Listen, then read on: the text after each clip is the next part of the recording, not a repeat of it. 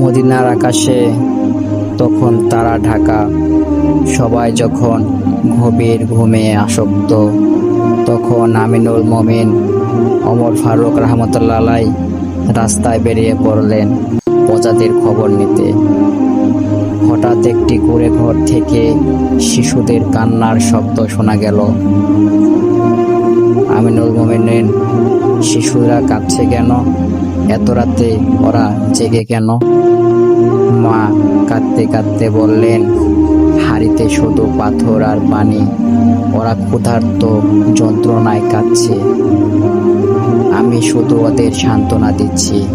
এ কথা শুনে খলিফা ওমর রহমতুল্লাহ আলাই গভীরভাবে ব্যথিত হলেন। তিনি নিজেই পিঠে করে আটার বস্তা বয়ে নিয়ে এলেন। খলিফা বলেন, আমি এখনই সব ঠিক করে দিচ্ছি, তোমাদের আর কোনো অভাব থাকবে না। তিনি নিজের হাতে শিশুদের খাবার রান্না করলেন। শিশুরা পেট ভরে খেয়ে শান্তিতে ঘুমিয়ে পড়ল।